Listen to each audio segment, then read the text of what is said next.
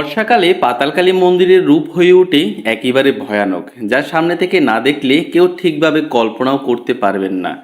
ঠিক এমন একদিনে আমরা তিনজন ছুটে চললাম মায়ের দর্শনে। দেখতে চাইলাম আমাদের মা কেমন আছেন। যেদিন আমরা রওনা হয়েছিলাম সেদিন যদিও ভারী বর্ষণ হয়নি, তবে মাঝে মধ্যেই হালকা বৃষ্টি হচ্ছিল। আর সারা দিন ছিল ঘন মেঘে ঢাকা আকাশ।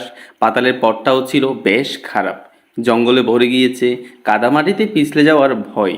প্রতি বছর বর্ষা এলেই এমনই রূপ ধারণ করে এই রহস্যময়ী স্থান। সেদিন আমরা অনেক সকালে বের হয়েছিলাম। দিনের শুরুটা হয়েছিল চন্দ্রনাথ মন্দির দর্শনের মধ্যে দিয়ে, যেখানে বেশ কিছুক্ষণ সময় আমাদের থাকতে হয়েছিল, কারণ হঠাৎ করে মেঘ জমে আকাশ কালো হয়ে যায় আর শুরু হয় টানা বৃষ্টি। এতটাই প্রবল যে মন্দির চত্বর থেকে বের হওয়ার সম্ভব হয়নি। তবে কিছুক্ষণ পর বৃষ্টি থেমে গেলে আমরা আবার রওনা দিই আমাদের মা পাতালকালীর উদ্দেশ্যে।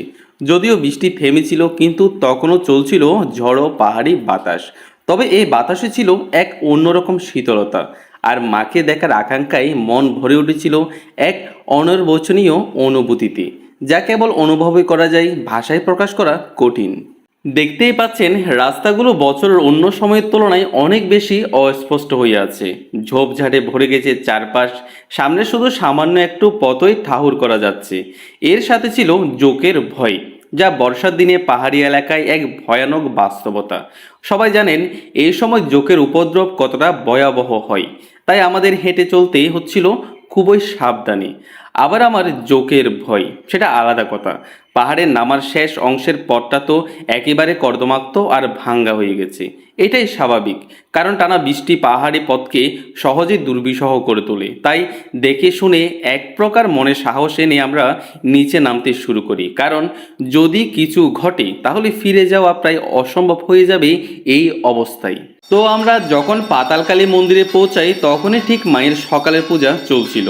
চারপাশে ধূপের গন্ধ, ঢাকের মৃদু আওয়াজ, আর সেই মুহূর্তে আরতি দিচ্ছিলেন আমাদের সবার পরিচিত মুখ শিমুল সাধু। তিনি মায়ের একনিষ্ঠ ভক্ত, যাকে আপনি প্রায় সবসময়ই পাতালকালী মন্দিরে দেখতে পাবেন। তার কণ্ঠে আরতির ধ্বনি আর চোখে দীপ্ত ভক্তি তা মন ছুঁয়ে যায়। সেই পরিবেশে উপস্থিত থাকাটা ছিল সত্যি এক আশীর্বাদ স্বরূপ অনুভব।